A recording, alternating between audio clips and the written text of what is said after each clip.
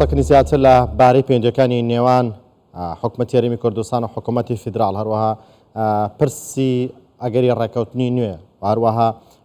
ناردنی 600 ملیارەکە بۆ هەرێمی کوردستان گفتوگۆکەین لەگەڵ بەڕێز فارس عیسا سەرۆکی نوێنەراتی حکوومەتی هەرێمی کوردستان لە بەغدا.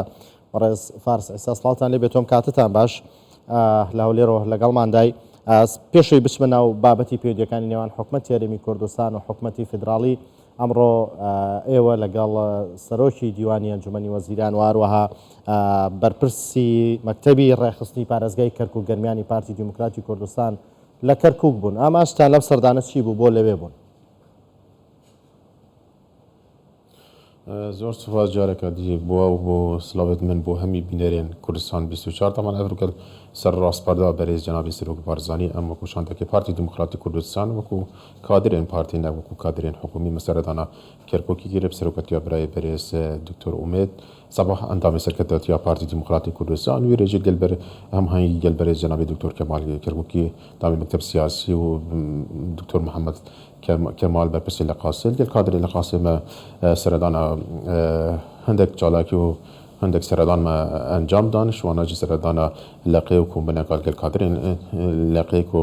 پشتی گەڕاناوانە بەجێکم سەردانەمە بۆ کەرکووکێ دیسان سەردانە هەندێک خێزانی سەربەزی شەهیدان هەندێک کەساتیان کەرکووکێ هەندێک خەڵکی دی و دیساش سەردانە کومبنە گەل چینە جوجات لاوان قوتابیان ئافراتیان کەرکووکێ و ینی سەردانامەژی بۆ هەندێ بۆیە بۆ هەندێ هەم پشگیریە وەکو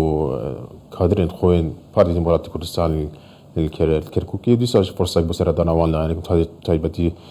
کەساتیانی کەرکووکێ چەوێن ئاینی بن چەوێن جیواکی بن برا کاکێکان سەردانەکە زۆر باش بۆ تشتێ سەرنجام ڕاکێشایی ڕاستیژی ئەو بۆ هەمی ئەوە وان گوهلێ بووی ئەوە بۆ هەمی دەمات گوتن دێکەنگی کورد سفرنە کەرکووکی واتە زەوراندنە پارتی دیموکراتی کوردستان نەزەڕاند زەوراندنە کووردا بۆ کەرکووکی و حتا ژێژی دیف ئەو وەختێدوان بۆ مەباسکردینوان خەڵکی جدا جدا پشتی زەوراندنە لە قاسێ بۆ کەرکووکێ حتا مامەلا ئەو شۆڤینی و ئەو مەمەلا بێشل گەل کوردات هاتیەکردن هاتیە جیێوازەش ممکن گەل پێش گەڕاندناوانە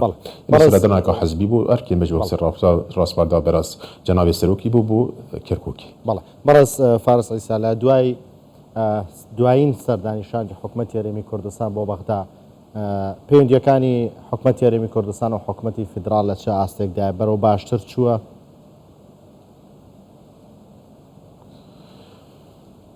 ئەکیید پەیوەندی بەرێز هینگەر کابینە بەرێز سوودانی پەیوەندی باشن بەردەوام دانوستاندن بەردەوام من سەردان بەردەوامن بەرێز جەنابی سەرۆکی حکوومەتیژی وەکو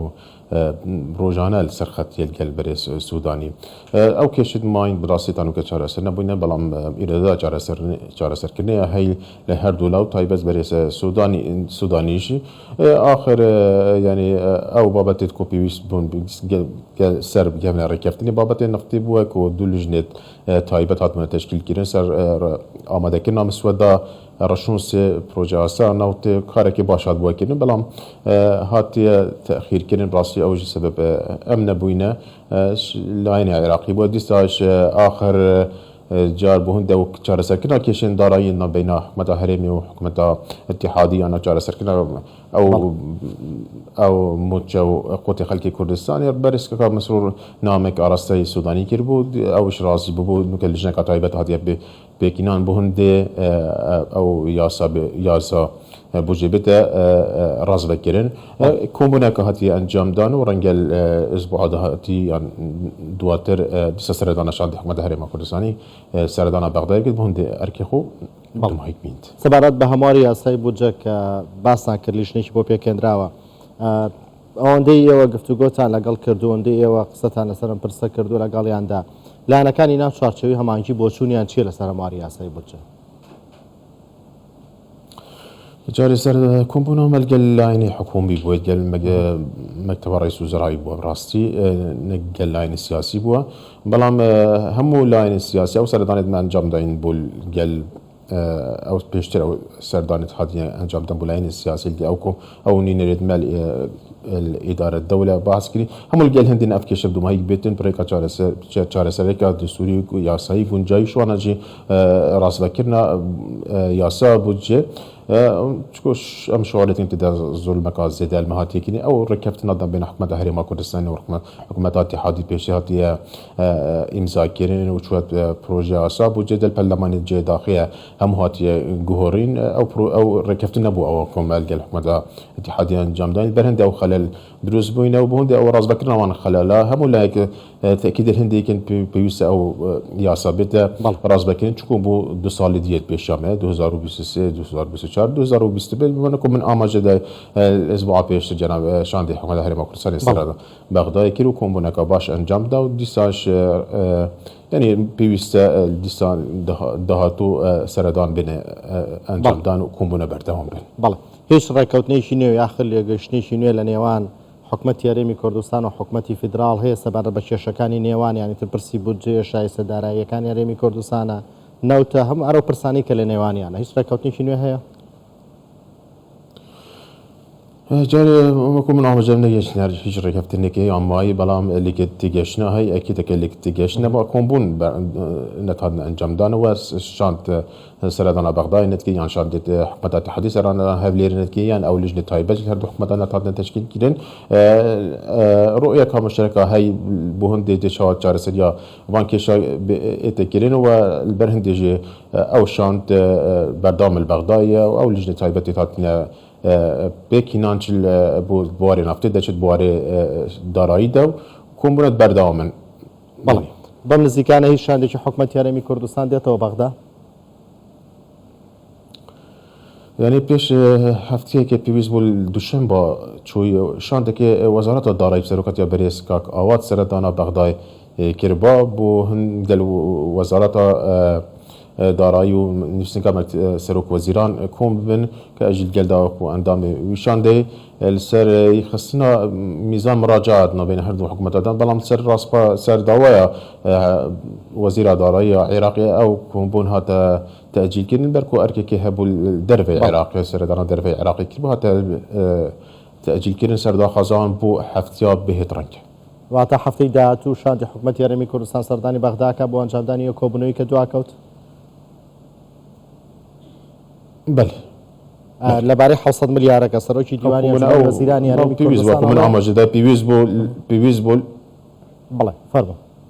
وەکو من ئاماژەدا پیویست بوو هەفتیا پێشتر ئەو سەردان هات بەکردن بەڵام ئەومە وەکو شاندی حکومەتە هەرێما کوردستان خۆ ئامادە کرد بووش بوو وێ کۆمبینێ بەڵام سەر داخوازیە یان داواکاریە بەرز طیف وەزیرە دارایی عێراقی ئەو کۆمبون هاتە تەئجیلکردن بوو هەفتیا بێت بەڵێ سەرۆکی دیوانی ئەنجومەنی وەزیران ئەڵێت ڕێکارەکانی 600 ملیارەکە تەواو بووە بە بۆچوونی ئێوە لا دەتوانین بڵین لە سەرەتای هەفتەی داهاتوو ئەوەی کە پەیوەستە بە بانک قڕۆتیناتی بانک تەواو بێت و پارەکە بگاتە هەرێمی کوردستان يعني فعلا بيش نزيكي دهروجة أو ريكار ما كتاي ناتين ما ريكار تواو كرين ميزان مراجعة إشلاء وزارة الدارية حكومة هرم كردستان ما تسليمي وزارة الدارية مكتبان والرئيس وزاري رقابة مالية اتحادي ما تسليم كري هر إيكي تاسو إيكي ده وديسانش ما بكون يناتي حكومة هرم كردستان ما برسمي كتابك عرسته وزارة الدارية نجسنكا سروك وزيران كرين بهند أو قرض سيك و500 مليار بيت هنارتن وديسان بيش چند روزه کامل جلسه طیف افتهار من وكو سروك نوراتي برئيس دكتور فؤاد ديسان جناب سروك احمد الجا سروك وزيران محمد الشياع يعني بيوز بالفيز باي هاد بانهارتن بلام ديار بوكو الطيف الدرفي عراق بجار ببود او كونغري مناخل دبي وابزان دي جرايه واتمنى كم باسبوع السرطاي باسبوع بتهنارتن تشكو هيك كيشه نمايو لا يمشي او تشتي بيوز من جامدن ما انجام داينه بله عادة لنزيك كوتاي صالة تشبانكا كان وهندك جاريش حكوماتيش وزارة إدارة تصفية حساباتي خويانا كان بيتانوانية أما هيك أصلا جدروس كان بواتني 600 مليار كيان أو ديتو دواتر باكتا وحساباتك أكريت وسبارات بس يقوش بكي كسر وزيران داواي كرت أو لصالي داتو ديتيان شونه به وكم من أماجة بدا طبعا أبغى بريارة أنجمني وزيران بور بيش تقريبا 3 مانكا بريار سرحات يداني بكوي دنك و ما وەکو حکومەتە هەرێما کوردستان من ئاماژەدای پێشدوو تقریبا 10 ڕۆژە بە ئەو ڕێکارێت پێویست بکۆ بۆ هەندێ تەواو بن و ئەو 700 میلیارد بێنە هێناتە مێ بکوتایی ناتینە ئێشوانە وەکو من ئاماژە پێدای میزان براجعە مانگی دەمێ ڕادستی پرسمی ئاڕاستی مەکتەبانی نووسینگا مەکتەبە سەرۆک وەزیران کردیە وەزارەتە دارایی کردیە ڕقابە مالی کردیە ئەوەشی بۆ وەربینی و تەدقیق کاری خۆ ئەنجام دایە یعنی هیچ يعني بربستك نما يكون يتهنارتن تمنى يتكمش حفتي داهاتو سري حفتي داهاتو بيتهنارتن بەڵێ کاک فارس نوێترین پێشات لەبارەی هەناردەکردنەوەی نەوتی هەرێمی کوردستان چییە بۆ چوونی بەغدا چییە؟ والله وزارة السامان السروشية كان قال وزارة اتحادية براسي نسبة موقع حكومة هرم كردستان هيك كيش من ابوية تنها بابت قال او كيش بابت النفط قال حكومة اتحادية بابت كل فابوية اما ابا كيش هنا لكن